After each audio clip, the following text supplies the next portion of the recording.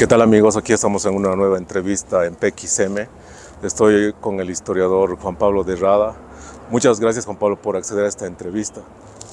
¿Qué has estado haciendo estos meses? ¿Qué investigaciones? ¿Qué temas estás tocando? Bueno, primeramente gracias Gonzalo por esta entrevista y también un saludo a toda tu teleaudiencia. Y bueno, lo que yo he estado haciendo en este tiempo es escribir en redes sociales, en el tema de divulgación histórica, en lo que se llama Humanidades Digital, y al mismo tiempo realizando consultorías también, y bueno, en esos quehaceres dentro de lo que es la investigación histórica, ¿no? Bueno, te convoqué específicamente para hablar del golpe el golpe o autogolpe, ¿no? Que ocurrió justo hace una semana, el 26 de junio. ¿Cómo te enteraste de él? O sea, ¿cómo fue que dónde te enteraste? Bueno, apelando un poco a esa historia oral, digamos, individual que tiene cada uno, cada una, la cuestión aquí es que, bueno, yo estaba en la calle, estaba en San Pedro, estaba acompañando a mi señora madre y en eso tenía que irme a la zona sur, tenía que irme a hacer un trabajo a la zona sur y en el minibús escuchaba a la gente asustada, estaban informando de que habían militares con pasamontañas tomando la Plaza Murillo. Yo le pregunté al chofer del minibús y a la gente de atrás si era eso cierto, por ahí era una fake, ya que en el mundo digital en el que estamos ahora, en el mundo cibernético, las fake son bastante normales. Y no, me estaba constatando, después constaté a través de mi celular, a través de las redes sociales, a través del Facebook, de que realmente sí se estaba dando un fenómeno inusual en la Plaza Murillo. Y bueno, lo primero que hice es bajarme del minibús e ir a encontrarme con mi señora madre, ¿no? Quiero decir que nuestra generación ha vivido muy poco el tema de la dictadura, ¿no? Tal vez algunos eran niños, otros ni siquiera habían nacido, pero a mi señora madre siempre le escuchaba, ¿no? El tema de la dictadura. Yo también tuve un pariente que murió en la dictadura de Luis García Meza. Entonces siempre está el recuerdo vívido en mi familia de lo que es un golpe. Entonces, Él era tu tío, ¿no? ¿Nos puedes hablar quién era y qué le pasó? Sí, claro que sí. Él se llamaba Luis Suárez, era sociólogo. Él daba clases en la UNSA y en la Universidad Católica de ese momento. Y él pertenecía a la Dirección Nacional Clandestina del Movimiento de Izquierda Revolucionaria. Él tenía una ideología y mentalidad de izquierda, era contrario a los regímenes militares, tanto al régimen de Banzer como al de Natush Bush. Y después, bueno, en la época de García Meza, incluso en el asalto que fue en julio de 1980 de Luis García Meza contra la COP, también en ese momento tenía que haber un asalto también a las oficinas del MIR. Pero ese asalto fue fallido y aproximadamente 6 meses después, el 15 de enero de 1981, fueron prácticamente abatidos, ¿no? por el régimen de García Meza, por los paramilitares, y de esa manera es que fallece mi tío, ¿no? De ese día, ¿sabes cómo circuló la noticia? Fue como ahora, que casi inmediatamente se conoció, ¿no? Por las redes, por los celulares, por TikTok, X, Facebook. En esa época, ¿tú conoces cómo se difundió la noticia? Alguna vez alguien me dijo que era algo secreto, pero yo no creo que fuera tanto, digamos. O sea, ¿se conoció inmediatamente o no? Bueno, en esos tiempos no había la tecnología digital en la que estamos ahora, ¿no? De los celulares, ahora sí ha sido rápido, digamos que tras los sucesos del golpe o el autogolpe, según la discursiva de cada uno o de cada una, se ha viralizado a través de las redes sociales o a través del WhatsApp, etc. Pero en esos tiempos no había sí un secretismo absoluto. Hay que recordar que 6 meses antes del asalto de julio de 1980 lo asesinan al sacerdote jesuita Luis Espinal. Entonces ya era cantado que se iba a generar un golpe de Estado contra la presidencia de Lidia Gayler Tejada. En ese entonces, cuando se da los móviles del golpe en el 16-17 de julio de 1980, actúan con el mayor secretismo y según los informes de derechos humanos, etcétera, incluso utilizan ambulancias. Cuando hay el asalto de la COP, para trasladar a los detenidos, a los presos políticos, utilizan ambulancias para trasladarlos desde los lugares donde se dieron estos asaltos hasta el Estado Mayor. Entonces sí hubo un secretismo, hubo un cuerpo de inteligencia, fue un golpe, se podría decir, exitoso, claro, con las connotaciones de que fue una masacre también, pero fue exitoso para los fines irregulares dentro de las Fuerzas Armadas, ¿no? En ese momento. ¿Y qué pensaste del golpe, del autogolpe o golpe que ocurrió hace una semana? ¿Cómo lo viste, digamos? ¿Cuál fue tu primera impresión a partir de la experiencia que tienes durante el gobierno de García Meza y todo lo que ha pasado? Bueno, yo lo vi con mucho temor, ¿no? Porque en cierta manera hay que recordar que el general Zúñiga, cuando se enfrenta al presidente Luis Arce, le dice: nos está menospreciando. Recientemente escuché también a través de redes sociales, así por lo menos unos 2 meses antes de que se dé este suceso irregular, de que se mantenía ese discurso de que estaban menospreciando a las Fuerzas Armadas. Y es el discurso paralelo con el de García Meza en el año 1980, donde los garciamesistas, tanto Arce Gómez, los militares decían: los civiles nos están menospreciando, hay que tomar el poder y hay que volver a recuperar el prestigio de las Fuerzas Armadas y hacer que los civiles nunca más vuelvan a hablar mal de las Fuerzas Armadas. Entonces vi con un cierto temor, porque independiente que haya sido un golpe fallido o haya sido un autogolpe, según la discursiva de cada uno o de cada una, yo dije: los militares se están prestando para esto. Se están prestando para esto, puede que haya sido un autogolpe, puede que haya sido un golpe, pero se están prestando para esto. Y lo veo con una cierta preocupación, ya que hacia los adentros de las filas castrenses hay una lógica de que tal vez hay una especie de que se sienten menospreciados por la sociedad civil y que están dispuestos a hacer estas intentonas de golpe de Estado, etcétera, para tomar el poder. Cabe resaltar una cosa, ¿no? Tal vez lo que vimos es de que el general Zúñiga y sus oficiales y sus soldados estaban en la Plaza Murillo, pero lo que llama la atención es de que en el regimiento Ingavi, en el Alto, estaban parqueadas varias tanquetas afuera. Eso quiere decir que los mandos inferiores estaban dispuestos a acudir a un golpe o estaban dispuestos a hacerlo. Es peligroso porque ya sea los mandos superiores, generales, coroneles, o los mandos inferiores, sargentos, tenientes, etcétera, parece que hay un descontento, y que se presten a este tipo de acciones es que están dispuestos, ¿no?, a tomar el poder o a iniciar alguna acción violenta contra la sociedad civil, ¿no?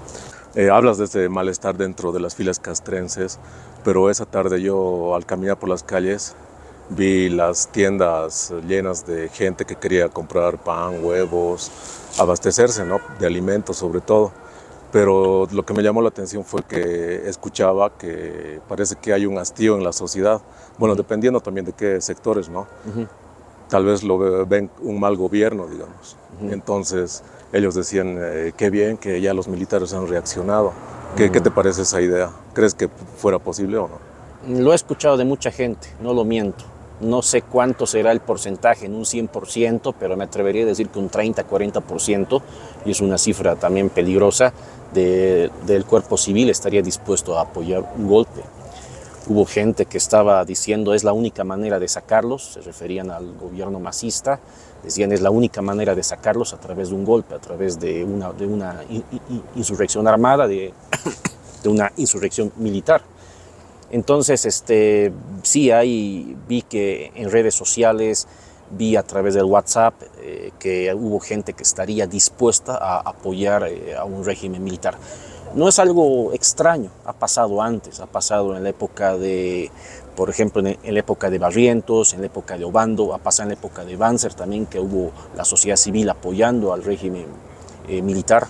No así en Atush Bush y en García Meza, que ha sido netamente militar, pero sí en los regímenes de Barrientos, Obando y después de Banzer, donde sí hubo una parte de la sociedad civil que apoyó abiertamente a estos regímenes, ¿no?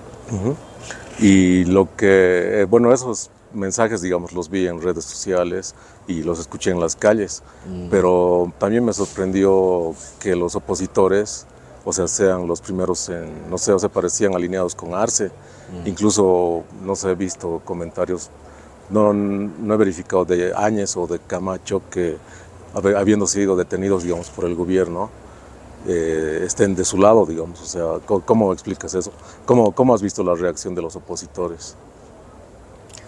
Bueno, al principio era de una consternación, ¿no? Ya después ya se cayó en el discurso de lo que es golpe y autogolpe, ¿no? Y la oposición nuevamente, bueno, se ha polarizado de nuevo la sociedad. Actualmente la sociedad está entre la hipótesis del autogolpe o del golpe. Me atrevería a decir que en La Paz, en esta ciudad, en su gran mayoría, un buen número está apoyando la hipótesis del autogolpe, ¿no? Que eso se ve a través de memes, a través de las redes sociales, se ve a través incluso de los likes, digamos, en los artículos que se sacan a favor del autogolpe o donde el gobierno está tratando de mencionar que esto fue un golpe. Se ven muchas caritas felices, ¿no? Ahí en los likes, y cuando salen caritas felices son gestos de desaprobación, ¿no? Por decirlo así.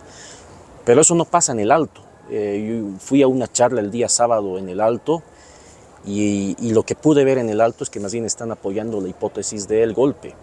Tal vez por el recuerdo vívido de lo que fue la masacre de Sencata, que sí les afectó a los salteños y alteñas, y en cambio aquí la ciudad de La Paz, que tuvo otro cantar, ¿no? Digamos. Entonces está polarizado de manera geográfica, digamos, por decirlo así, entre el Alto y La Paz.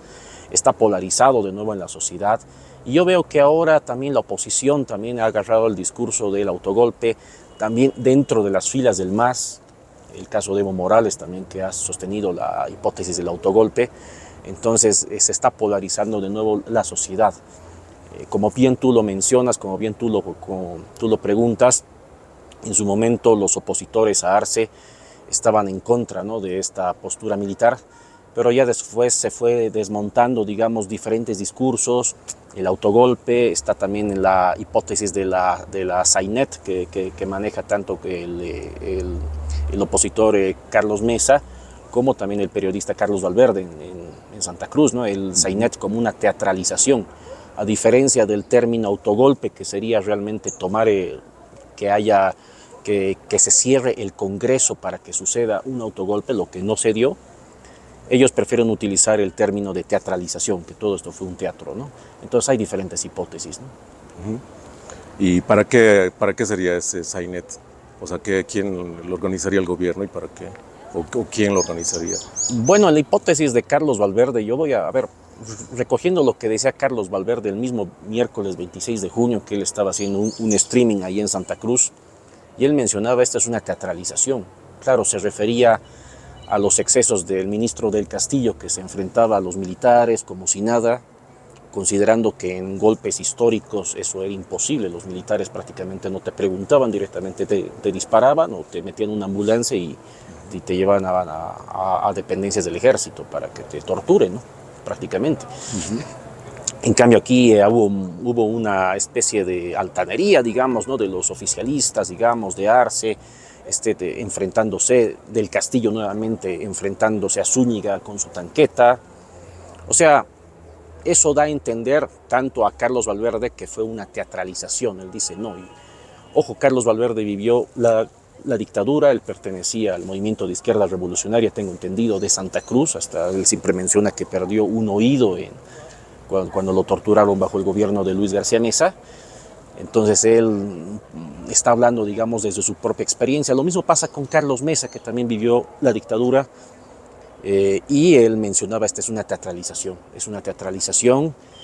se ha generado un teatro para lograr de alguna manera aumentar la popularidad de Luis Arce. En eso quiero recoger una hipótesis que sostenía la historiadora Sayuri Loza, que ella mencionaba.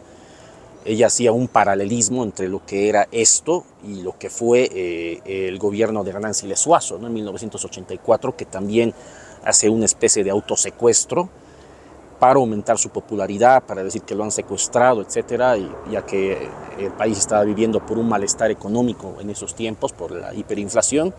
Entonces, una manera de resolver estos problemas era a través de hacerse un autoatentado, ¿no?, un autosecuestro. Entonces, me imagino que por ahí se recoge la idea de la teatralización, ¿no? Claro, también agarran la idea agarran la idea de la defensa de la democracia, digamos, ¿no? Y esperan que todos van a reaccionar frente a ella. Bueno, tú eres un conocedor de Marx y la teoría marxista.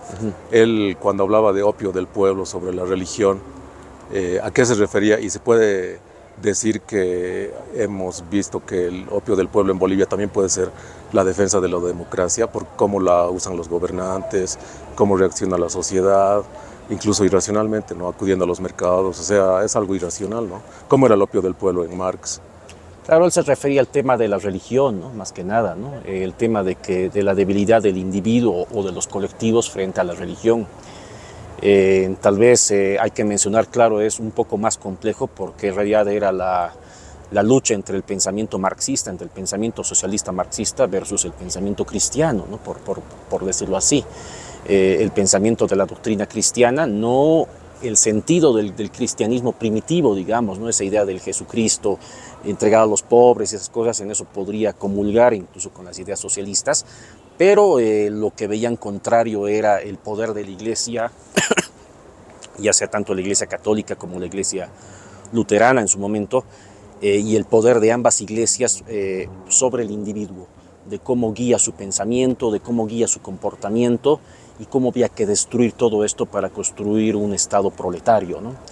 En este caso, haciendo una relación con el elemento de lo que es el opio del pueblo hacia la democracia. La defensa de la democracia, tal vez. La defensa de la democracia es interesante, ¿no? Yo creo que la defensa de la democracia, lo que pasa es que hay que, bajo los sucesos de lo que fue el golpe, fraude, voy a utilizar ese término, como ahora utilizo golpe y autogolpe, porque eran las dos discursivas, el golpe y el fraude del año 2019. Se vivió ese momento del 2019 y ahí se manejó el discurso de que se está golpeando la democracia, se está golpeando el poder del voto, el poder de las urnas. Pero lo que yo veo en este momento, y lo relaciono mucho con lo que hablamos el día sábado en el Alto, es de que también hay un agotamiento dentro del modelo democrático, hay un agotamiento de lo que es el modelo del partido fuerte también. Estamos entrando a una fase donde se está volviendo, por decirlo así, a la época de los pactos y de las alianzas. Tal vez la prueba más clara es que la bancada masista del lado evista ha tenido un pacto con la bancada de Carlos Mesa, ¿no? Hace unos 2 meses atrás en la Asamblea Legislativa. Entonces vamos a entrar seguramente a un periodo donde la democracia va a volver a esa multipolaridad, a ese multipartidismo, o lo que despectivamente se llamaba en los 90 como el cuoteo, ¿no? O lo que es la megacoalición, ¿no? Entonces, de alguna manera, lo que yo sí veo más bien es que sí se puede preservar la democracia, pero dentro de la democracia se está, digamos, volviendo del esquema del partido único a este esquema de los pactos y alianzas dentro de varios partidos, ¿no? ¿Y qué mecanismos podría haber, si no los hay, digamos, de hacer frente a un mal gobierno, ¿no? Porque cada día, cada semana se escuchan las denuncias de corrupción que caen en saco roto. Entonces eso va también minando a un gobierno, ¿no? Hay en otros países, no sé qué mecanismos tendrán, pero, o sea, ¿qué se puede hacer? Hay denuncias continuas y no pasa nada, digamos. Sin caer, digamos, así en patetismos, digamos, ¿no? Porque a veces dicen, estás defendiendo la democracia, estás defendiendo el pensamiento occidental, etc. Sin caer en esas lógicas, yo creo que si perdemos la democracia, perdemos todos y todas, ¿no? Perdemos todos, porque mira, por ejemplo, en este momento estamos teniendo una conversación libre aquí en los jardines de la universidad. Si estuviésemos bajo un régimen militar es imposible que suceda, digamos, ¿no? Es imposible, estaríamos haciendo esta entrevista de manera clandestina y es muy dudable que tú lo publicarías con el riesgo que te podría traer a ti mismo, ¿no? Ya que los cuerpos de inteligencia estarían encima tuyo. Estaría encima de mí también, estaría encima de las personas que quieren divulgar sus ideas, etc. Entonces yo creo que si perdemos la democracia, yo creo que perdemos todos y todas, ¿no? Yo creo que la única manera es a través de las urnas. Es a través de las urnas. Mira, está, por ejemplo, en el caso de la Argentina, sin ir lejos, está el caso de Javier Milei, por ejemplo. A Javier Milei lo han elegido a través de las urnas, a través de la democracia, y se hizo el cambio de esa transición del kirchnerismo hacia esta época mileicista, si se lo podría llamar así, a través de las urnas. Era la única manera. No, los argentinos y argentinas no creo que hayan pensado en hacerle un golpe a los Kirchner y nada de eso. Más bien lo que hubo es un triunfo electoral de Javier Milei a través de las urnas. Eso pasa también en México. Hay de todos los ejemplos, que en México esté la izquierda, que en México esté AMLO y que ahora la nueva presidenta electa sea de la línea de AMLO. Es que tal vez están a través de las urnas, a través del voto electoral, tanto mexicanos como mexicanas, están en sintonía con el gobierno de AMLO y están en sintonía con su gobierno y han decidido que la izquierda continúe en el poder a través de su sucesora. Entonces tiene que ser todo a través de las urnas, ¿no? A través de las urnas. El descontento también tiene que ser a través de las urnas. Y aquí también estamos en el 2025, si hay descontento contra el régimen masista, si hay descontento contra el régimen de Arce. Entonces yo creo que solamente a través de las urnas se puede lograr ese cambio, ¿no? Esa es la herramienta que tenemos los civiles para lograr ese cambio. Otra situación, ya sea un golpe de Estado, es netamente, y lo vuelvo a mencionar, yo creo que es una acción militar, netamente. Lo vuelvo a mencionar, lo mencioné en el Alto. O sea, ¿crees que Zúñiga ha tenido la iniciativa solo? Es que es muy complejo, ¿no? Es que ahí hay varias hipótesis. Yo creo que se tendrían que barajar varias hipótesis. Está el contexto de que el descontento, uno, dentro de las Fuerzas Armadas. Está el descontento de una parte de la sociedad civil contra este régimen. Está el tema geopolítico, porque no hay que olvidar que nuestro país tal vez no les va a interesar, claro, a la gente de afuera no les va a interesar nuestro país, su cultura política. Tal vez no les interese la cultura social de este país. Lo que les interesa son los recursos mineros que tenemos. Somos un país bastante rico en minerales, no solamente en litio, sino también en plata, estaño y manganeso, que son otros tres minerales estratégicos. Entonces la cuestión geopolítica es ahí muy, muy importante. El hecho sencillo de que Luis Arce haya hecho un viaje de un par de semanas antes de que se dé este suceso irregular del 26 de junio hacia Rusia, y el hecho sencillo de que Rusia esté interesado en el litio del Salar de Uyuni, y el hecho sencillo de que Estados Unidos también tenga de aliados a la Argentina y Chile, hace que en este momento el tema del litio, yo escuchaba y decía, no, es imposible que alguna potencia hegemónica esté detrás de este golpe o de este intento de golpe. Y yo les digo que no es imposible, porque si uno ve cómo está la geopolítica del litio en este momento, si uno ve cómo está Chile y Argentina, que están bajo la influencia de los Estados Unidos, y si uno ve que el gobierno de Arce está acercándose hacia Rusia, entonces hay algo peligroso ahí, ¿no? Con una situación geopolítica en base al litio. Y eso puede irrumpir en nuestra vida política lastimosamente. Ha pasado antes, en la historia ha pasado antes. Está el discurso de la Guerra del Pacífico, por ejemplo. El hecho de que el Imperio Británico esté detrás de Chile es un discurso que se ha mantenido, pero se lo ha demostrado a través de la historia. Un par de historiadores bolivianos que residen en Londres han logrado determinar eso a través de archivos desclasificados. El Imperio Británico estaba detrás de los intereses del salitre. Entonces ya lo hemos vivido en carne propia hace más de un siglo y medio atrás. Lo hemos vivido en el siglo XX también a través de la irrupción de los golpes de Estado. Por ejemplo, en la época de Banzer, cuando se hacían préstamos a través de la Corporación Boliviana de Fomento y se hacían préstamos con garantías de organismos financieros de los Estados Unidos, lo que pedían los Estados Unidos era garantías de las posesiones mineras de la Corporación Minera de Bolivia, de la Comibol. Entonces ya el esquema geopolítico también está ahí, y hoy el litio también está en el tapete y eso nos puede jugar una mala pasada. ¿Pero crees que el litio es realmente como lo pintan, digamos? Porque creo que las cotizaciones han caído y creo que eficientemente no se lo podría explotar pagando elevadas regalías como quiere el gobierno boliviano, ¿no? Y con CIPO. Y recuerdo la idea del filósofo H.C.F. Mansilla, que dice: el boliviano cree que todo el mundo ambiciona sus riquezas.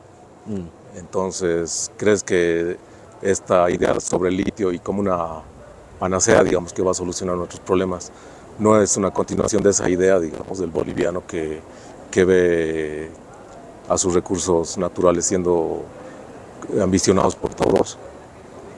Yo lo que veo es que pueden generarse más o menos una especie de especulación.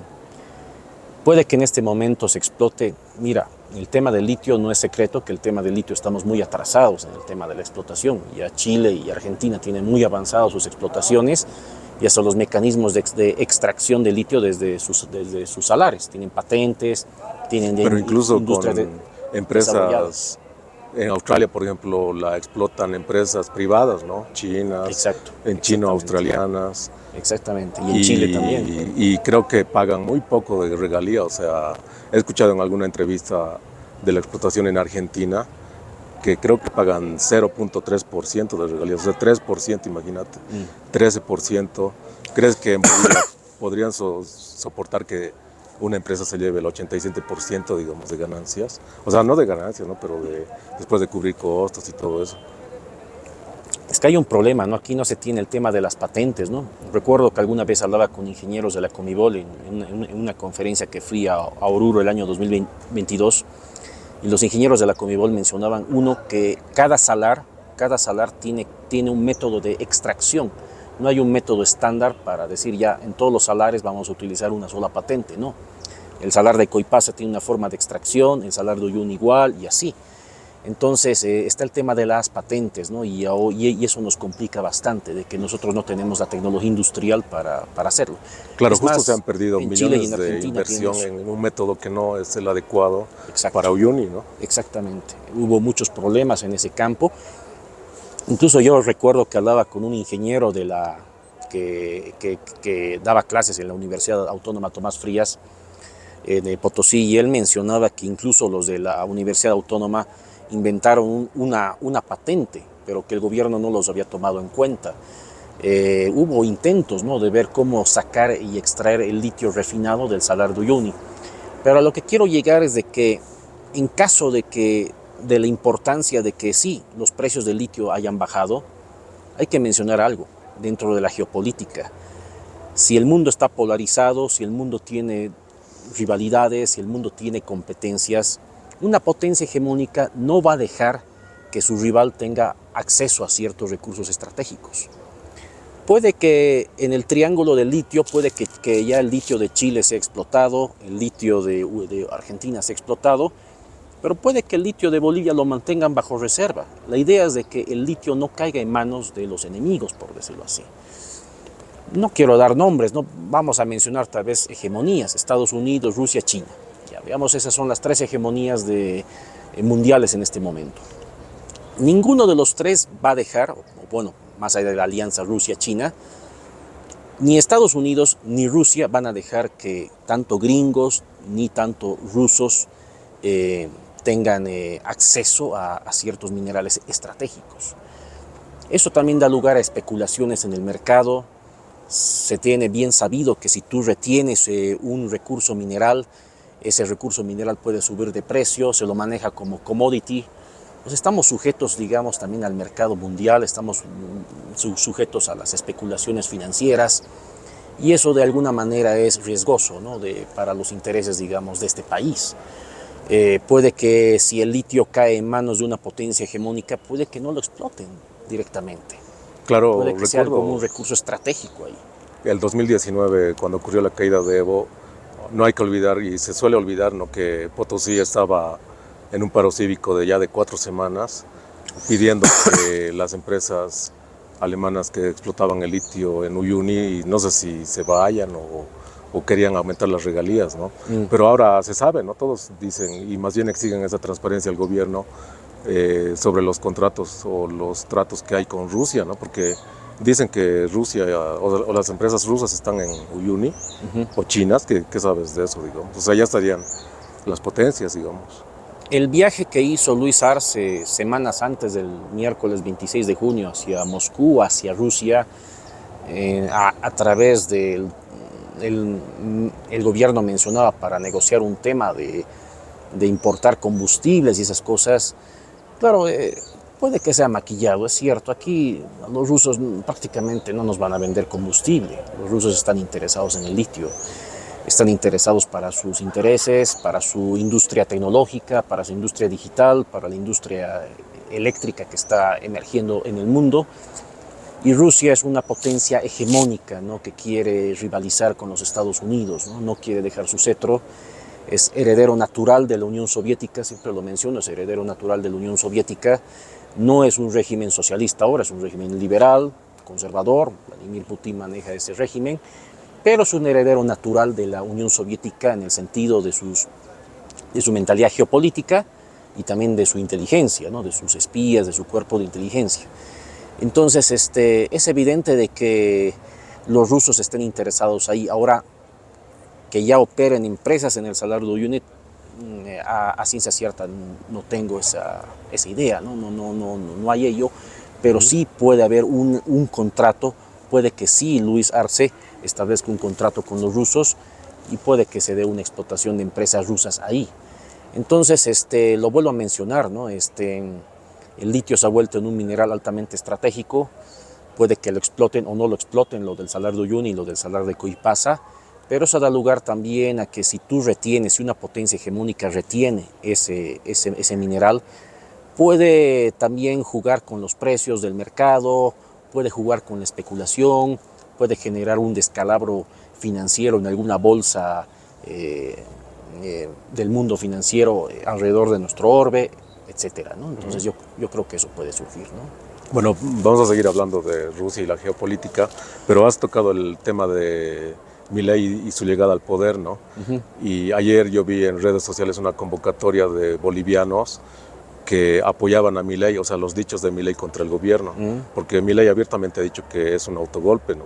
Sí. Entonces, ¿tú cómo ves eso, digamos? O sea, Milei en Bolivia, ¿cómo lo ves ahí? ¿Es una luz para la oposición o qué podría ser? ¿Cómo has interpretado eso, que vayan a defender a Milei en la embajada argentina o en la residencia? Mira, yo no puedo Bueno, negar, no sé si habrá sido un éxito, ¿no? Pero sí había la convocatoria. no puedo negar que al principio en mis posts lo apoyé y lo apoyaba a Javier Milei de manera abierta. Tal vez por esa lógica de lo que es la escuela austriaca, de lo que es el anarcocapitalismo, etcétera.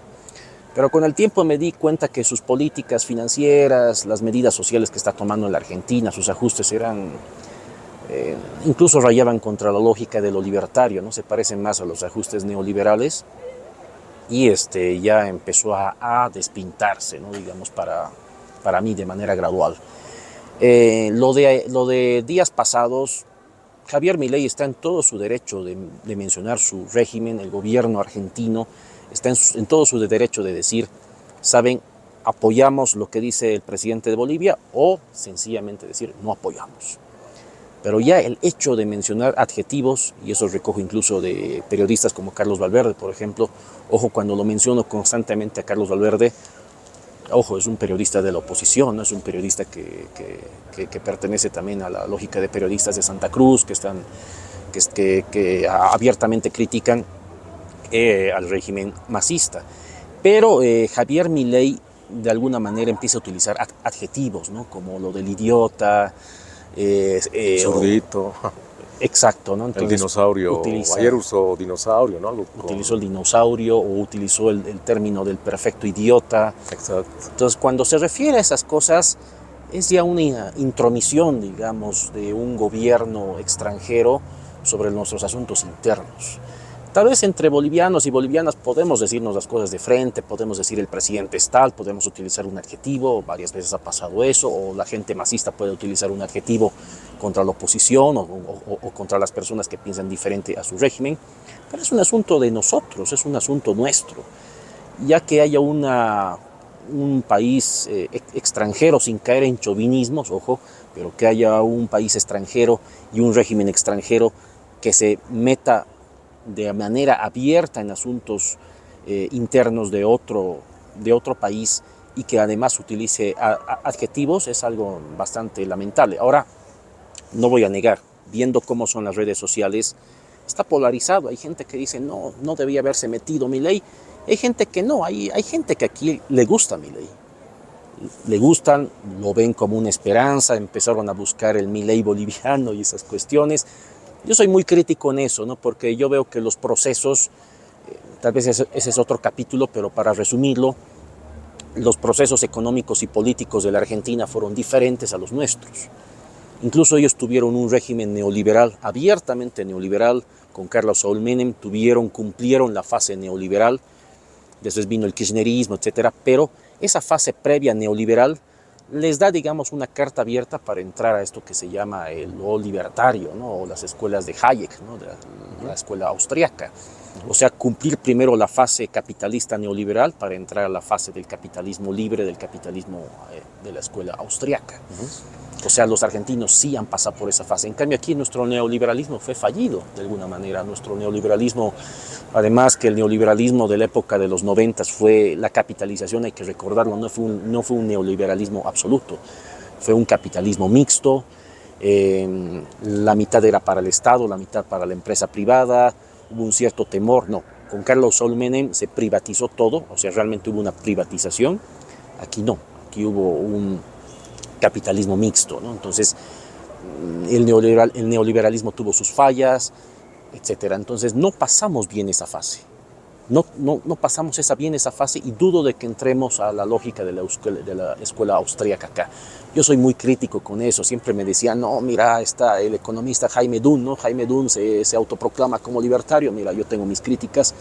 Ni Jaime Dunn, ni los que emerjan, que se dicen ser libertarios, yo creo que no son tan libertarios o no son libertarios prácticamente dentro de la escuela austríaca como sí pasa en la Argentina, ¿no?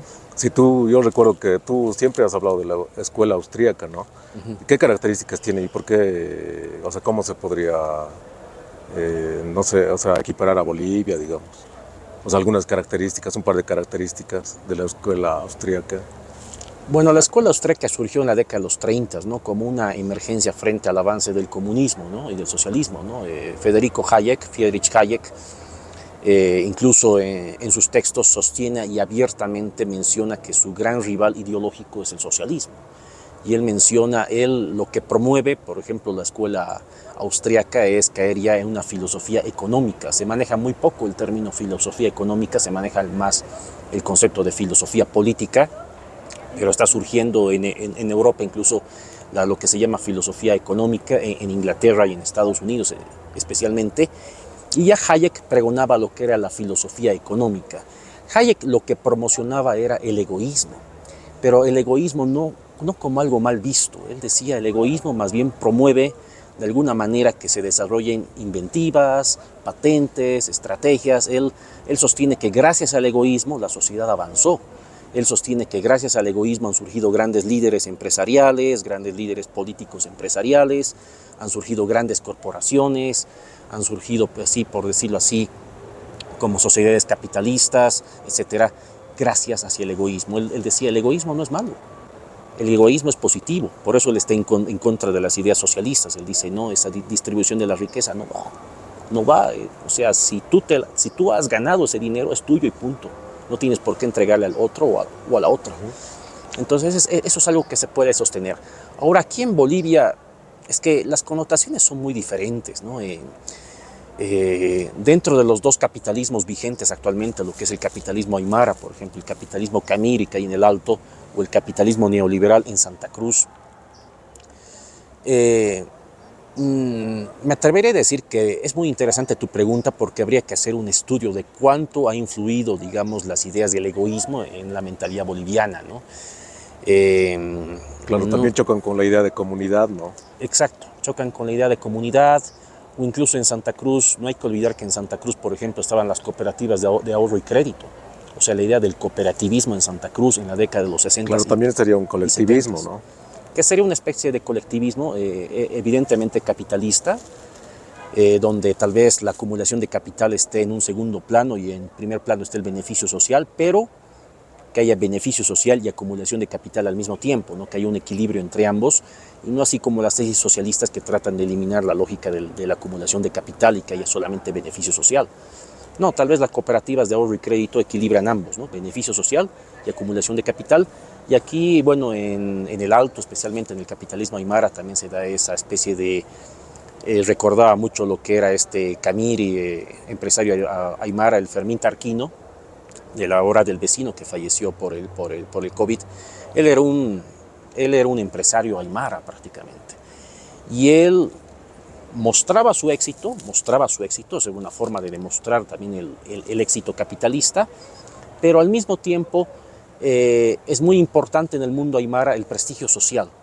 O sea, por eso el tema de los pasantes, de los prestes, así en las fiestas, donde digamos hacen dinero, sí, con conjuntos, con bebidas alcohólicas, con ropa, etcétera, con trajes, pero también está su prestigio social ante la sociedad. O sea, tiene que cumplir ciertos mandatos que le da la gente y tiene que cumplirlos, porque si no los cumple, hay un ostracismo social que es muy interesante en el mundo aymara, que si tú lo haces mal desde el punto de vista social, se genera un ostracismo total de tu propia comunidad.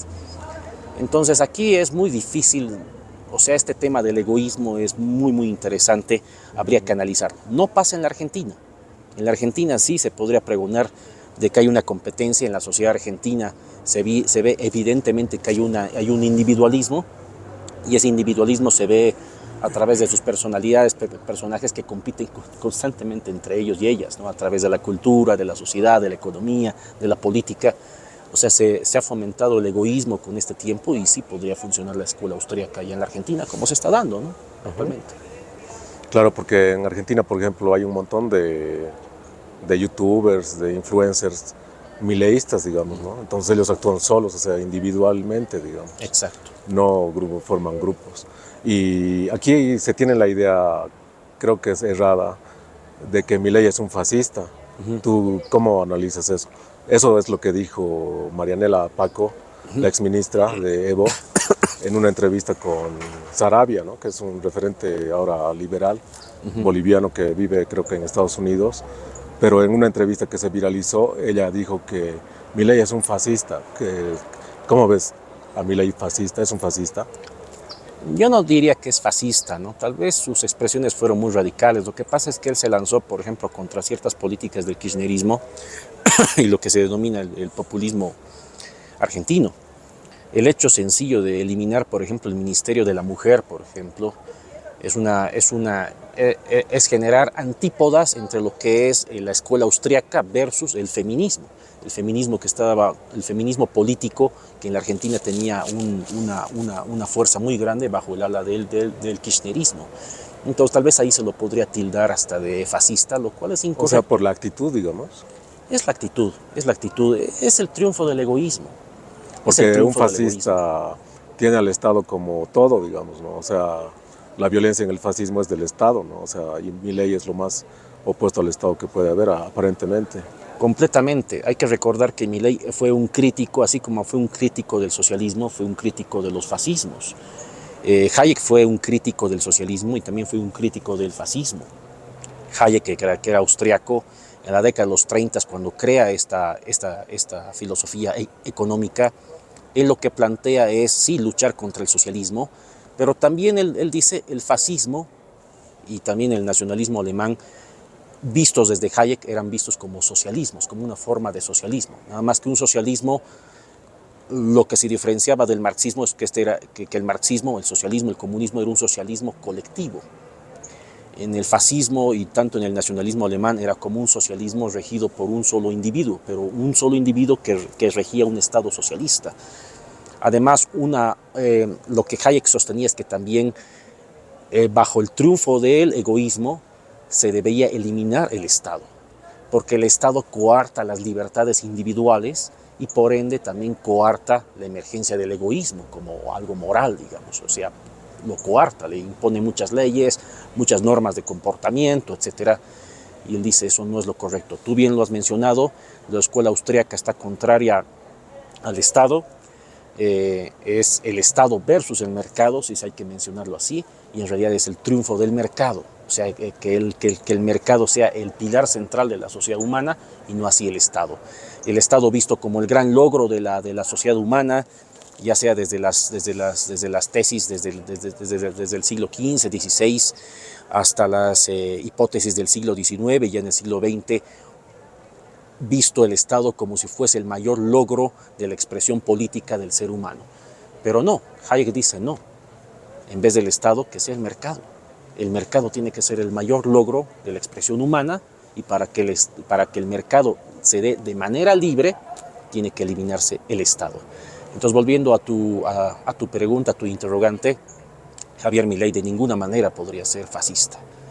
El fascismo promueve el Estado, lo vuelvo a mencionar, lo que se diferencia del Estado fascista o del nacionalismo alemán versus el Estado socialista es que este Estado socialista está regido por un colectivo y este otro Estado socialista está regido por un solo individuo. Es tal vez una de las diferencias, digamos, entre ambos modelos, pero ambos promueven el Estado, ¿no? El Estado fuerte. Claro, hay teorías sobre claro, tú has dicho el nacionalismo alemán, ¿no? Pero es el nacionalsocialismo, ¿no? El partido nazi, y yo leí alguna interpretación sobre su aparición, digamos, y analizan, digamos, el internacionalismo también. Entonces analizan a la Iglesia Católica, que es un primer internacionalismo que se remonta a varios siglos atrás, porque su objetivo es universal, ¿no? Es un internacionalismo. Después surge el marxismo, y ahí, digamos, está la idea del nacionalismo, ¿no? Como cerrarse a lo global. Entonces es una característica, digamos, del fascismo. Y esto también me llama la atención porque, ¿cómo ves el acercamiento que tiene Milei con Zelensky? Cuando los amigos de Milei en Europa, como Meloni o Le Pen, incluso Bolsonaro, creo, en Brasil, más bien están cerca a Putin, pero a partir de esa idea nacionalista, digamos, o sea, de resistir a la globalización. Y en cambio, Milei, él va a Europa, se reúne con Zelensky, intercambian premios, y es lo único que no va, digamos, en su ideología, ¿no? Porque tú has dicho que Rusia es un estado, a veces parecería representar lo que buscan las nuevas derechas, ¿no? Que han sido denominadas así, como el respeto de los valores tradicionales, a partir de la familia, Dios, patria, digamos, el nacionalismo y el libre mercado también, ¿no? La propiedad privada, digamos, y la empresa. Pero en este caso, ¿cómo ves a Milei reuniéndose con Zelensky, a pesar de que sus aliados más parecen favorables a Putin? El hecho de que vaya a España, por ejemplo, y se reúna con la gente de Vox, el hecho de que vaya a un congreso en los Estados Unidos donde se reúnen puros líderes de la derecha o de la derecha conservadora también, el hecho de que se reúna con Donald Trump, el hecho de que hace poco tuvo una entrevista con Bukele, el hecho de que se reúna con todos estos líderes, es contraproducente con la escuela austriaca, digamos, de alguna manera, ¿no? Porque la austriaca, si bien pregona el egoísmo, también pregona de que tú como individuo puedes hacer lo que te dé la gana, puedes escoger la religión que te dé la gana, la ideología no tanto, puedes escoger la sexualidad que te dé la gana también, es algo que incluso Hayek, como el principio de la libertad individual, lo propone. Javier Milei incluso ha ido contrario a ciertas lógicas del colectivo LGBTIQ, por ejemplo, y eso es llamativo, digamos, porque va en contra de ciertos postulados de la misma escuela austriaca que te dice, tú puedes hacer lo que quieras con tu cuerpo, o sea, haz lo que quieras, no me interesa, claro, porque si tú no también, te metes conmigo, bienvenido, no te metas, pero tú haz lo que quieras con tu cuerpo.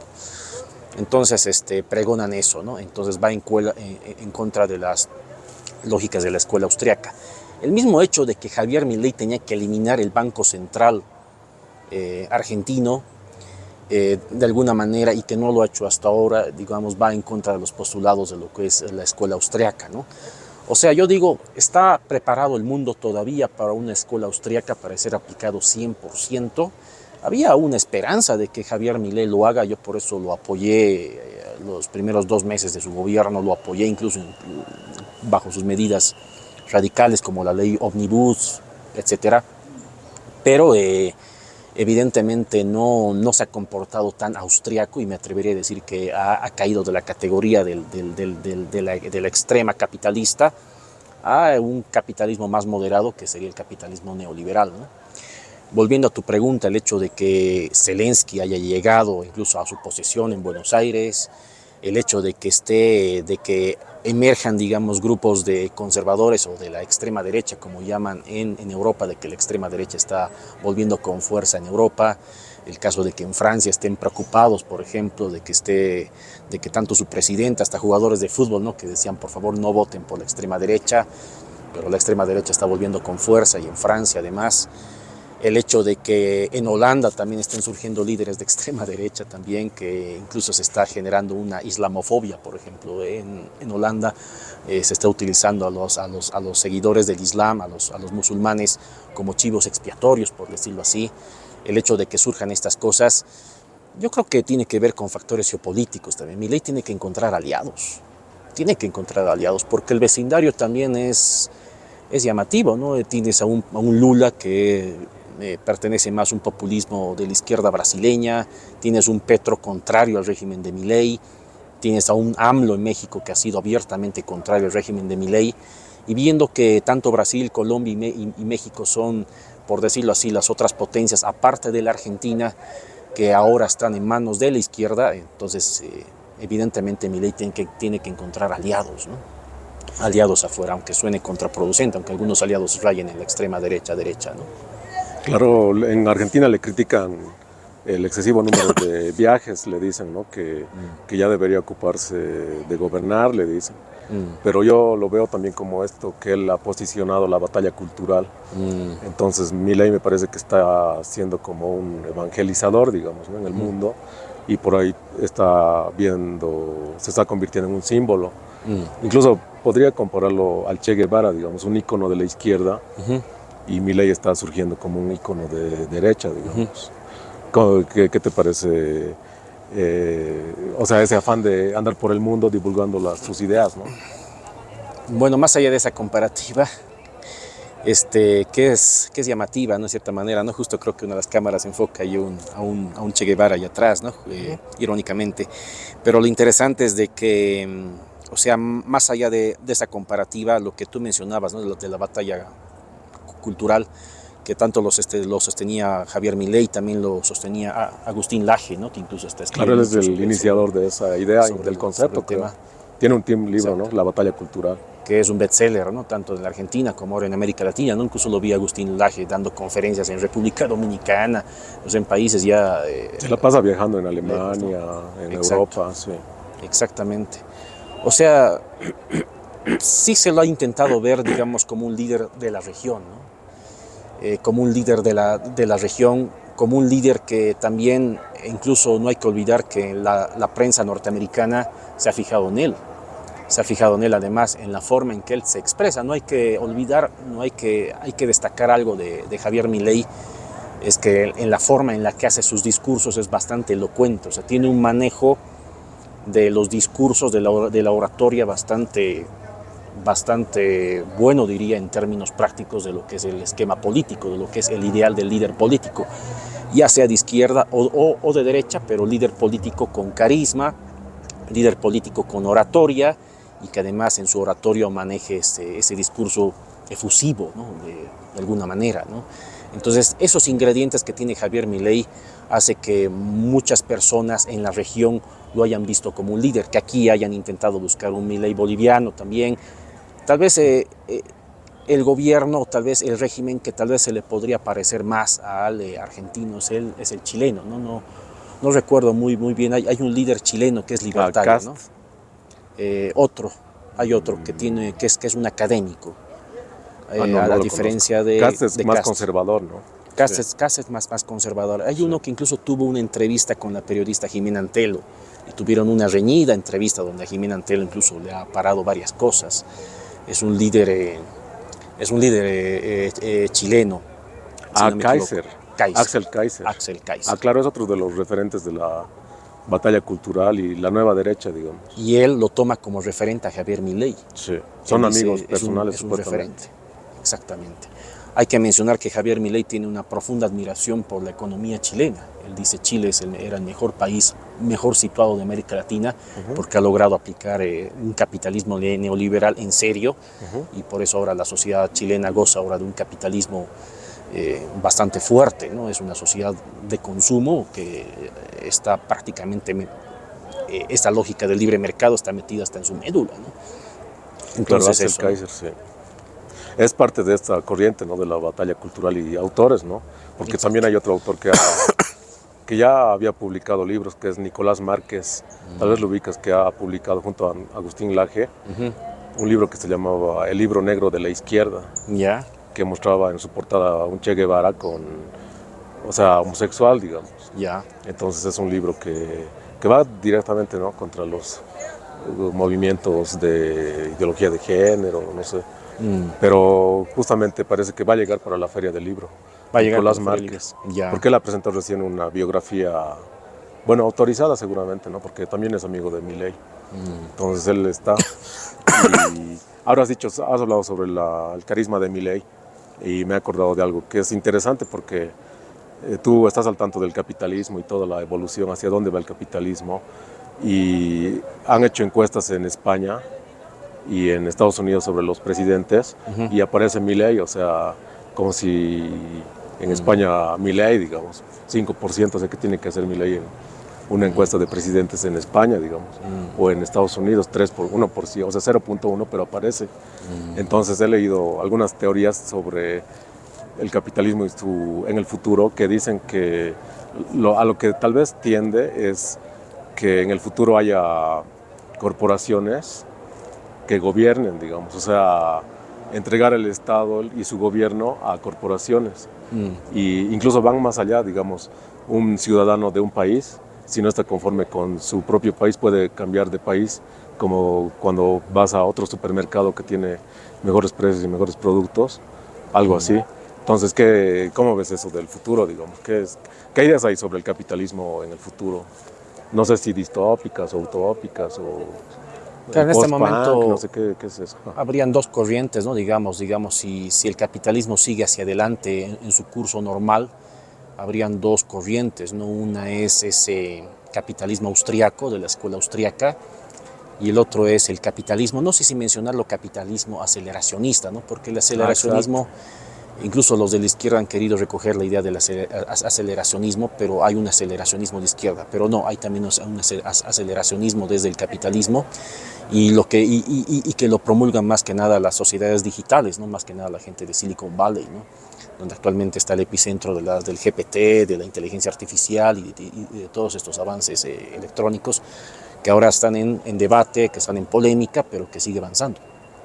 Entonces, evidentemente, con esta lógica de que aparezcan magnates como Elon Musk o Jeff Bezos, el hecho sencillo de que, por ejemplo, Elon Musk con su empresa SpaceX, por ejemplo, haya privatizado el negocio del espacio y haya logrado abaratar los costos del espacio que eran carísimos, el hecho sencillo de que la NASA, incluso veía una noticia de ayer o de anteayer, de que la NASA le quiere pagar $1.000 millones para que la estación internacional ya cumplió su ciclo y pueda ser desguazada, ¿no? y de nuevo insertada en la Tierra de manera segura, y le hayan pagado a SpaceX para que haga ese trabajo, habla de que sí, evidentemente estamos ante una sociedad donde van a surgir estas corporaciones regidas por individuos, que es lo que de alguna manera pregonaba Hayek, que es lo que alguna vez pregonaba esta rusa que tú también leías, ¿no? Que era la Ayn Rand,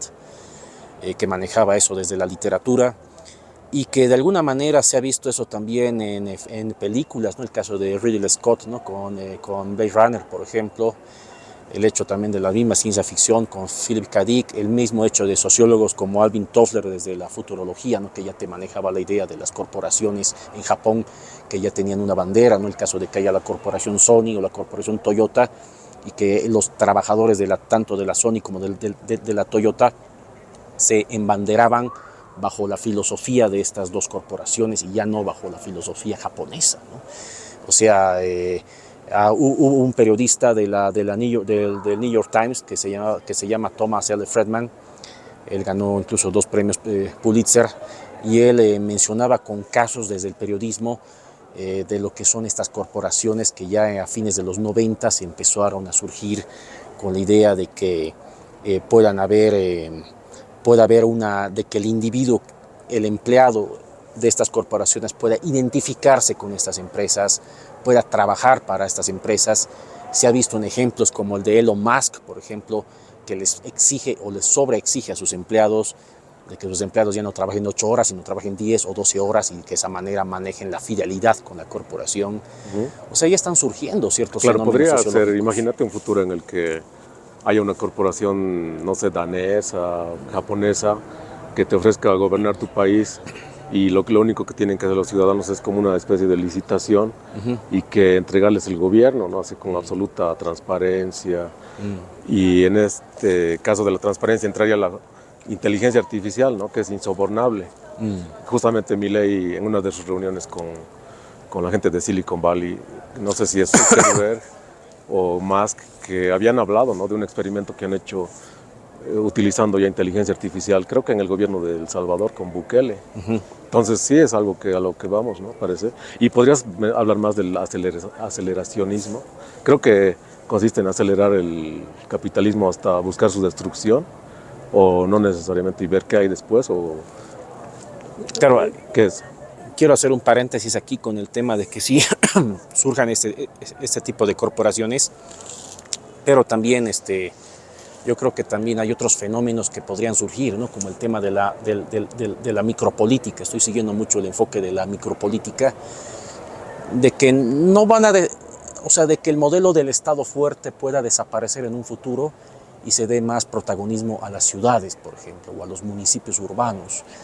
Tal vez no van a perderse los valores democráticos en un futuro, solamente que se van a transformar, tal vez van a desaparecer los países y estamos entrando más bien a la lógica de las ciudades, ¿no? En este momento incluso las ciudades tienen sus categorías, ¿no? De alfa, beta, gamma, ¿no?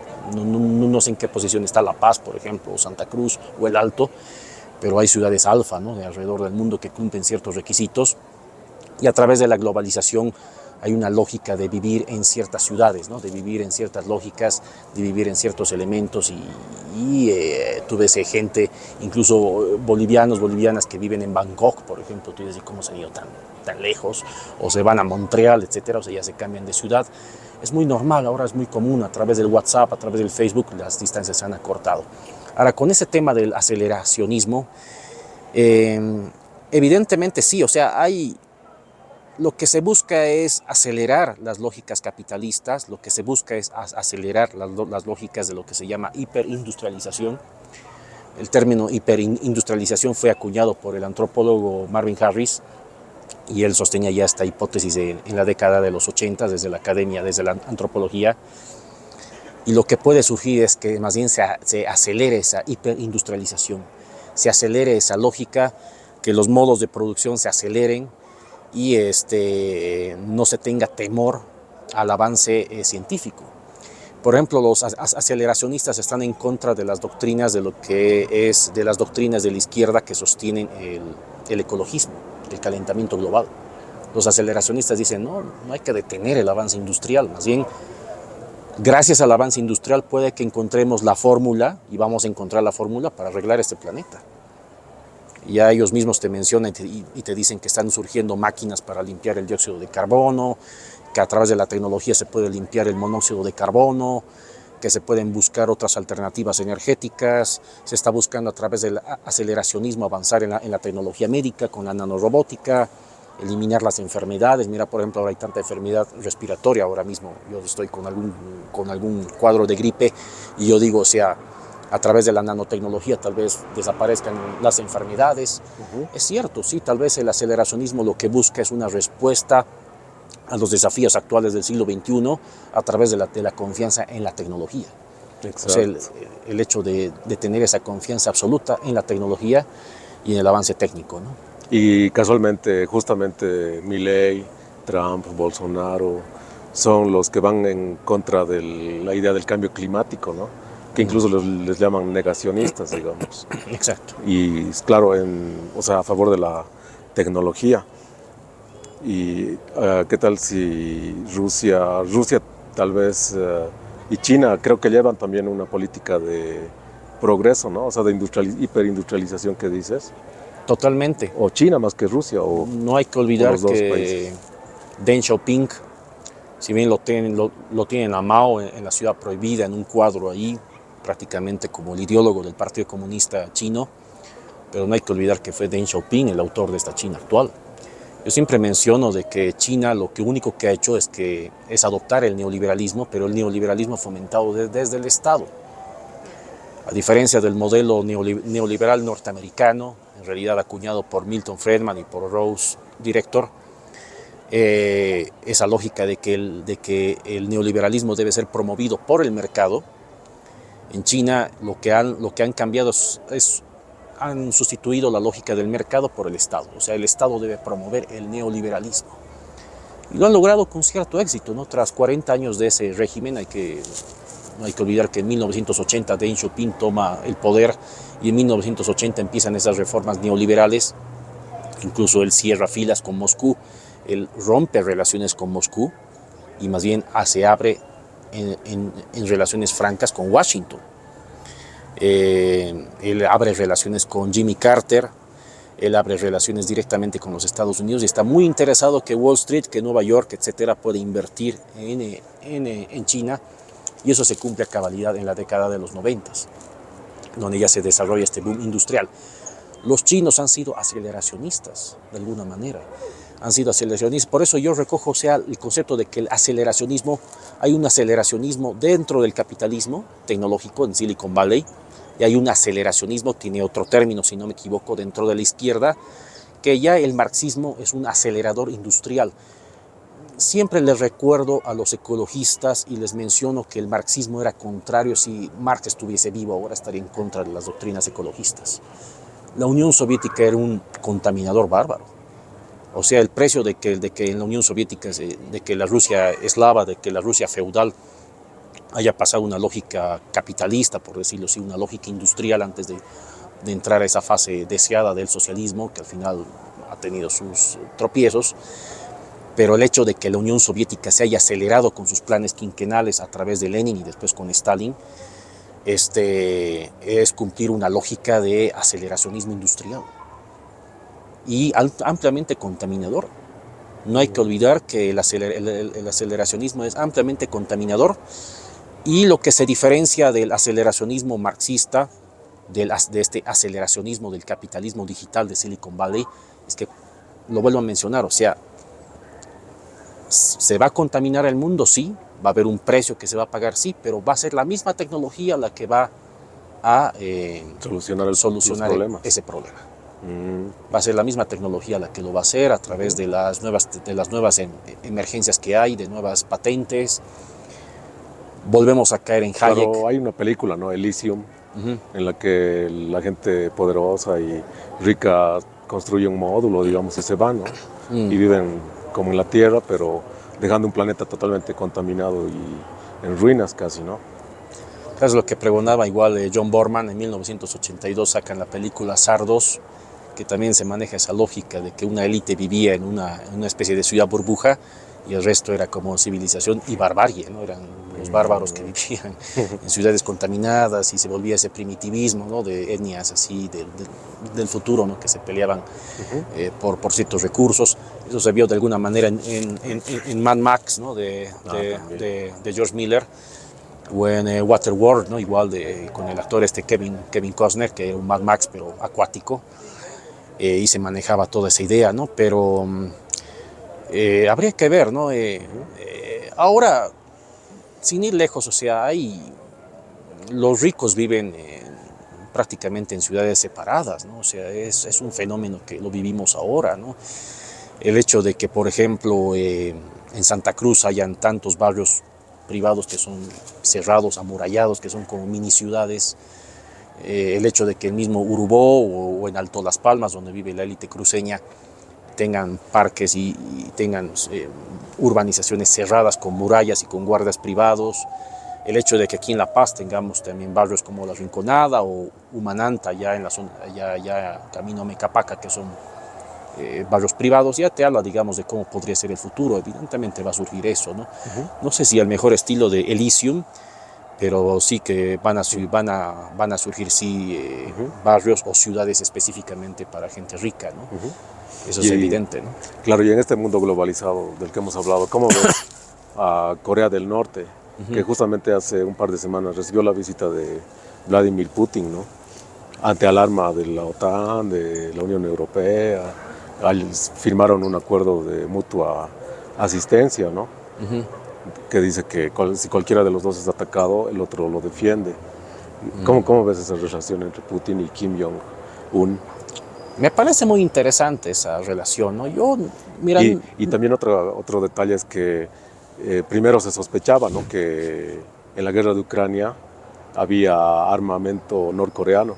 Y después ya se comprobó porque en las carcasas de los cohetes que disparan eran caracteres coreanos, ¿no? Entonces eran fabricados en Corea del Norte. O sea, ellos también tienen su industria y son autosuficientes, parece, ¿no? No lo veo con malos ojos porque te voy a decir algo, ¿no? O sea, en este momento los únicos rivales de la hegemonía de Occidente, y cuando hablo de Occidente me refiero no solamente a Estados Unidos, Canadá y Europa Occidental, también me refiero a Rusia. Rusia es parte de ese mundo occidental, no dejan de ser los eslavos parte de ese mundo occidental europeo. Los únicos rivales que pueden competir contra esas sociedades son evidentemente el Asia Oriental. Y ahí hay que incluir tanto a China, Japón y las dos Coreas. Porque las dos Coreas, uno, es la misma sociedad. Son coreanos bajo dos regímenes diferentes. Al sur un régimen capitalista y al norte un régimen, sí, un comunismo muy propio, ¿no? Lo que se llama la filosofía Juche, ¿no? Si no me equivoco, ¿no? Que lo han acuñado los de Corea del Norte. Pero mira, tanto la sociedad coreana del sur, que es ampliamente capitalista, que tiene grandes marcas como Hyundai, Samsung, LG, etcétera, y al norte tengas también un país que tenga un programa nuclear bastante ambicioso, tenga misiles y todo, es la misma sociedad coreana que funciona al parecer bien con el capitalismo y funciona bien bajo un régimen comunista ampliamente extremo. Entonces, de fondo lo que queda es de que sin importar sus ideologías, sin importar sus doctrinas, volveríamos a caer en esa lógica de la ética del trabajo, ¿no? O sea, lo que hace que Occidente sea fuerte es precisamente esa ética del trabajo, y esa ética del trabajo también lo cumplen en el Asia, ¿no? Incluso los mismos europeos eurocentristas mencionan que el único rival que pueden tener en el mundo son lo que ellos llaman las sociedades asiáticas del Oriente, ¿no? Se refieren a Japón, se refieren a China y se refieren evidentemente a Corea, ¿no? A Corea del Sur sí mencionan, pero yo quiero mencionar también a Corea del Norte dentro de esa lógica, ¿no? O sea, son 4 sociedades. No quiero descartar a la India, ¿no? Pero la India es un mundo aparte, no tiene su religión, su sistema de castas es mucho más complejo. Pero estas 4 sociedades, o estas 3 sociedades, mejor dicho, la nipona, la china y la coreana, tanto Corea del Sur como Corea del Norte, son las únicas llamadas a desbancar a Occidente. No me extrañaría que vendan tecnología a Ucrania, digamos, los de Corea del Norte, como también nos llegan celulares coreanos a nosotros acá de Corea del Sur, ¿no? Como este que es un Samsung, ¿no? O sea, es parte de su desarrollo tecnológico de estas sociedades asiáticas. Claro, hay una nueva publicación que justo coincide con lo que dices, porque, bueno, se llama La derrota de Occidente, de Emmanuel Todd, y él dice que los valores occidentales, y digamos, como que tenían como un pilar la ética del trabajo, están siendo derrotados en Estados Unidos, en todo Occidente, en la Unión Europea. Y tú has dicho, ¿no?, que Rusia también debería estar dentro de Occidente. Entonces, como Rusia con su nacionalismo y su guerra de Ucrania es como lo ves como un bastión, digamos, de esos valores anteriores, y estás de acuerdo con esa idea de que esta ética del trabajo está siendo socavada, destruida en Estados Unidos. Claro, desde un punto de vista histórico no hay que olvidar, por ejemplo, que ya en la época de los zares, Pedro el Grande lo que quería es una occidentalización de Rusia, ¿no? San Petersburgo es la prueba clara de ello, no era San Petersburgo versus Moscú. Moscú, en cambio, era el pasado, era la idea de los fuertes, de los Kremlins, incluso, de que ahí debía vivir el zar, ¿no? En cambio, si tú ves San Petersburgo, es una sociedad netamente europea, ¿no? No tiene nada que envidiar a las ciudades de Europa occidental. Putin ha nacido en esa ciudad, ¿no? Putin ha nacido en San Petersburgo, creo que ha sido hasta alcalde de San Petersburgo antes de ser ya presidente de toda la Federación Rusa. Y creo que su madre era judía, ¿no? ¿Sabes? No sabría decirte eso, ¿no? Pero gran parte de la población rusa sí tiene orígenes judío-ashkenazis, ¿no? Aparte de los eslavos, ¿no? Entonces, es evidente, ¿no?, de que de que todos tengan algo de ascendencia judío-ashkenazi. Pero no hay que olvidar, por ejemplo, que incluso Vladimir Putin, hace 10 o 15 años atrás, claro, hay esta idea de los oblasts, ¿no? Dentro de la Federación Rusa, ¿no? Los oblasts son como municipios urbanos, ¿no? Como municipios autónomos. Hay el oblast de Moscú, el oblast de San Petersburgo, y él quería crear un oblast específicamente para la comunidad judía, porque Vladimir Putin era consciente también del desarrollo tecnológico de la comunidad judía, de su importancia en las finanzas y en el desarrollo tecnológico. Incluso he visto una posesión de él, ¿no? Creo que es la primera, de hace más de 20 años, y, o sea, menciona a Israel, digo, o sea, por Israel, algo así, o sea, o de defensa de Israel. O sea, parece que está muy ligado a lo judío también. Está muy ligado, y no hay que olvidar que la élite rusa, que él ha hecho un pacto con la élite rusa para que no se metan a la política, a riesgo de que él también los investigue, porque muchos oligarcas rusos han hecho dinero de manera irregular.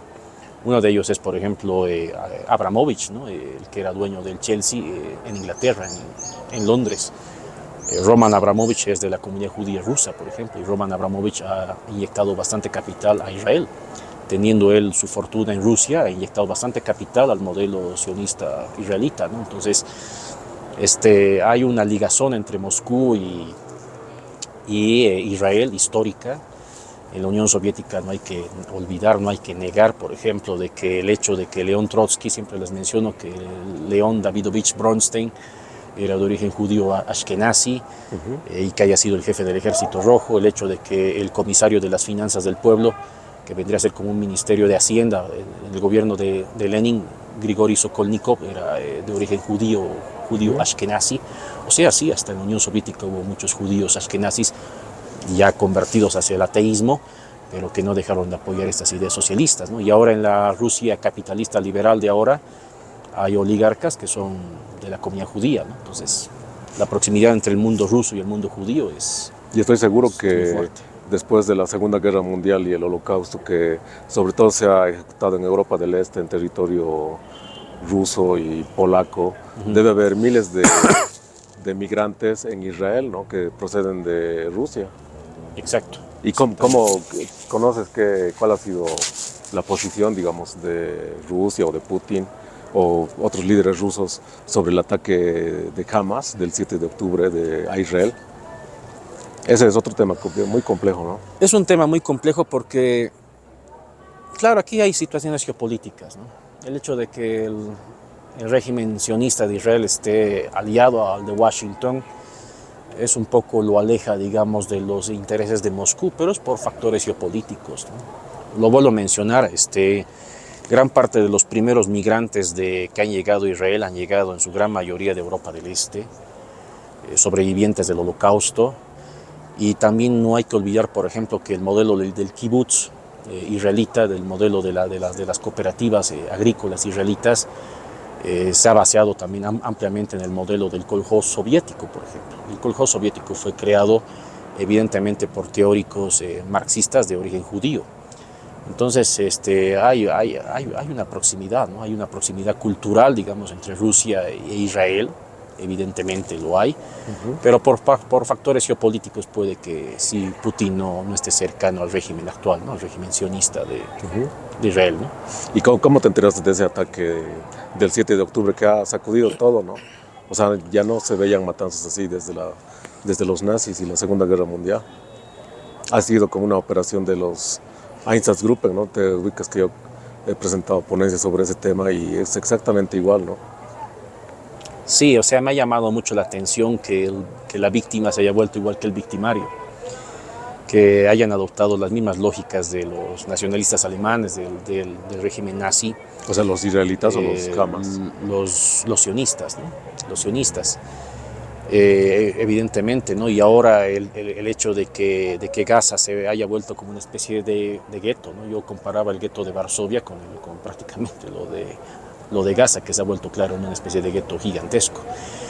Pero quiero separar, ¿no? Quiero separar el judaísmo del sionismo, ¿no? Una cosa es el sionismo y otra cosa es el judaísmo. Incluso en la misma comunidad judía han habido autocrítica, ¿no? En los últimos Óscares, por ejemplo, que la mejor película extranjera la hayan dado a Jonathan Glaser, ¿no? Que es un cineasta inglés de origen judío, y que él mismo haya lanzado su discurso ahí en pleno Hollywood. Imagínate, con toda la industria de Hollywood que es en su gran mayoría judaica, el hecho de que tengas gente como Steven Spielberg ahí también, todas ahí mismo, y el hecho de que esté ahí presente todo este contorno, es de que haya habido una autocrítica, ¿no? Dentro de la misma comunidad judía con el movimiento sionista. Es complejo lo de Israel, porque incluso has visto que los judíos ortodoxos no querían ser partícipes de esto. Ellos decían... están luchando por no ir a cumplir su servicio militar, ¿no? Ahora. Exacto. Están en contra de eso porque los judíos ortodoxos sostienen de que los asuntos de Dios no se meten con la política. O sea, de que el Dios Jehová, el Dios Yahvé, no tiene que entrometerse en los asuntos políticos. Por eso ellos no utilizan la bandera de Israel, la bandera que utiliza la estrella de David, que es como símbolos. Dicen, están utilizando un elemento netamente de la liturgia judaica al servicio de la política. Y si bien el sionismo nació en Europa, en la misma Europa, si no me equivoco, por Theodor Herzl, ¿no? Sí, que fue el padre del sionismo, creo que sí, a través del caso Dreyfus en Francia, donde él se sintió, Theodor Herzl, que era un liberal, que desde ese momento se vuelve un nacionalista así recalcitrante, un nacionalista hebreo recalcitrante, y que es el padre del concepto del sionismo. Es bien interesante que se dé ese concepto dentro de Europa, ¿no? Entonces, los judíos ortodoxos están en contra de estas lógicas. Volviendo a tu pregunta, lo del 7 de octubre, cómo lo he vivido con esa lógica, ¿no? O sea, de cómo la víctima se volvió igual que el victimario, pero también los que impresionado con la tecnología. El grupo de asalto eran los Hamas, o sea, no eran los israelitas. O sea, de exterminio, ¿no? Un grupo de exterminio era de Hamas. Exacto, claro, lo que me llamó la atención es de que todo fue premeditado. O sea, yo sostenía la hipótesis de que el gobierno de Netanyahu, ¿no? el régimen de Israel, ¿no? Sí. Sionista. Yo digo, ¿cómo ellos no han logrado con su cuerpo de inteligencia? El Mossad es uno de los mejores cuerpos de inteligencia y de espías del mundo, no tiene que envidiar ni a la CIA, ni al MI6 de Inglaterra, ni al cuerpo de inteligencia ruso. ¿Cómo ellos no han logrado desbaratar el ataque de Hamas ante la sociedad civil israelita? Y además yo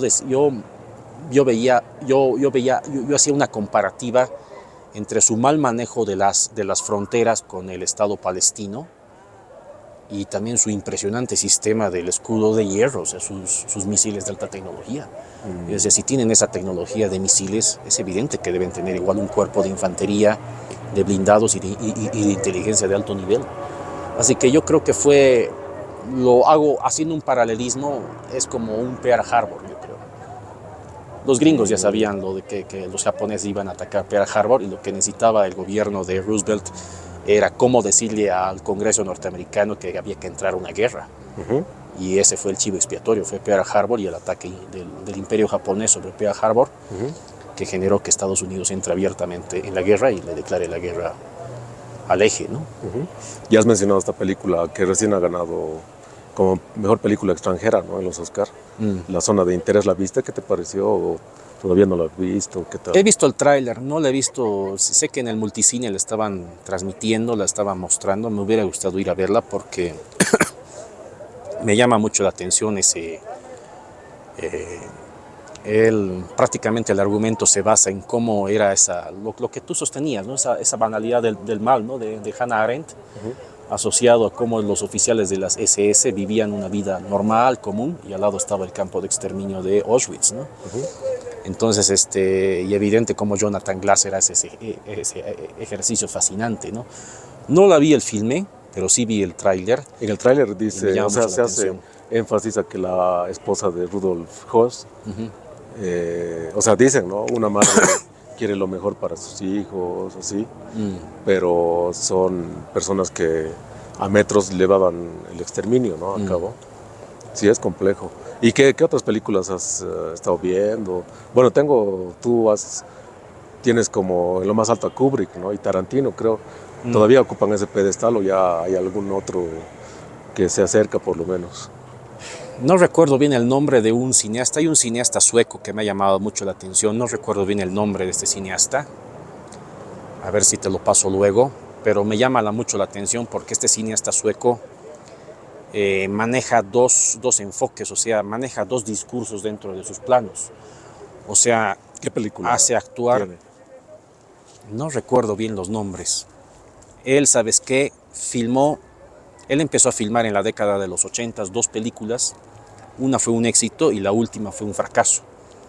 Y se dedicó ya a no filmar ninguna película más durante 20 años.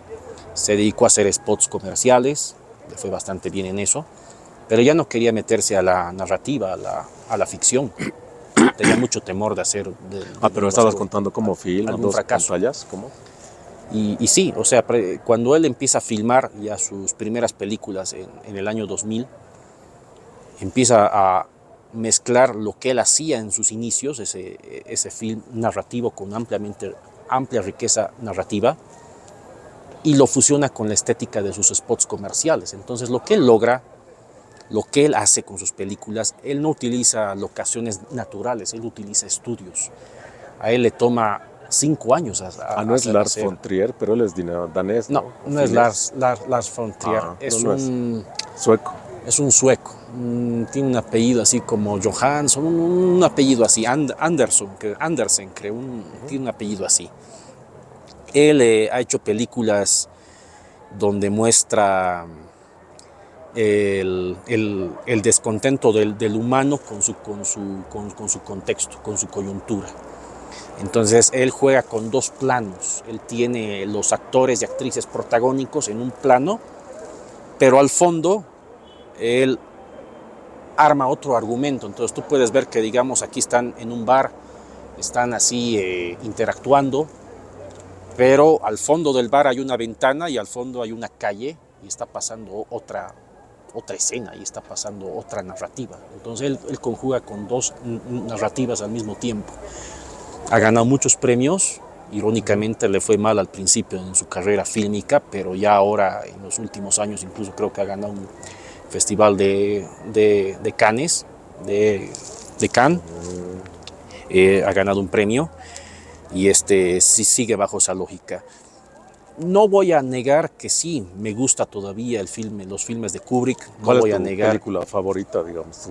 Sin duda alguna, La Naranja Mecánica. Es tal vez porque la he debido ver 100 veces y no te miento. Yo he visto 100 veces La Naranja Mecánica por el valor estético que tiene y por el argumento. O sea, realmente Kubrick en su manejo fotográfico es fascinante. El otro día solamente hizo un post sobre la introducción, de cómo él utiliza esa introducción, de cómo él utiliza la música de Henry Purcell bajo el elemento del órgano de Wendy Carlos y cómo hace esa escena de 1 minuto donde están los 4 drugos, ¿no? en ese bark, que si no me equivoco era el bark del Moloco Velocet, ¿no? un nombre así, ese futurismo de Anthony Burgess, ¿no? que utiliza en su libro de La Naranja Mecánica y que lo aplica ahí Stanley Kubrick. Entonces, por ejemplo, ahí tienes un esquema de cómo se desarrolla ese encuadre y a mí me parece fascinante, o sea, me parece realmente fascinante Kubrick. Y de Quentin Tarantino, claro, Quentin Tarantino es muy interesante por sus guiones, ¿no? Él mismo incluso, claro, yo creo que ahorita las dos películas, si bien él tiene tiempos violentos, ¿no? Pulp Fiction y Reservoir Dogs, pero yo creo que Bastardos sin Gloria y Django son, yo creo que es de sus dos mejores películas últimamente, porque él ha logrado encontrar a lo que él quería, el actor que él quería, que es Christopher Waltz, ¿no? Christopher Waltz es un actor brillante porque ha sabido encarnar el mal, ¿no? Con Hans Landa en Bastardos sin Gloria y ha logrado encarar más bien a un hombre bueno con el caso de Django, no me acuerdo, era un odontólogo alemán, ¿no? el que hacía sí, ahí, ¿no? el que era cazarrecompensas, ¿no? Y con ambos gana el mejor actor de reparto en los Óscares, ¿no? Tanto con Hans Landa como el odontólogo alemán. Entonces ahí ves que ese es el actor que quería Quentin Tarantino, ¿no? Un actor polifacético. A mí me encantan los actores polifacéticos, no me gustan solamente los que se dedican a drama o humor. Por eso tal vez otro de mis actores favoritos después de Christopher Waltz, o tal vez a la par, es Bryan Cranston. Bryan Cranston, que hace Malcolm en el medio, por ejemplo, que juega con el humor ahí totalmente risible, y que después en Breaking Bad hace con un drama magistral. Entonces, a mí me gustan ese tipo de actores o de actrices que conjugan ambos, ¿no? Que saben hacer drama y que saben hacer humor al mismo tiempo, ¿no? Sí. Bueno, creo que ya hemos charlado buen tiempo y ahora has dejado abierto lo de Breaking Bad. Quizás podemos charlar más adelante sobre Walter White, ¿no? Y el mal también, que cómo ha mostrado en esa serie. Y no sé, otros temas más, pues, ¿no? Entonces ahora, no, gracias Juan Pablo por acceder a esta entrevista y ojalá que tengamos otra charla en un tiempo más. No, muchas gracias a ti, Gonzalo, y bueno, saludos a toda tu audiencia, ¿no? Muchas gracias por la entrevista. Gracias.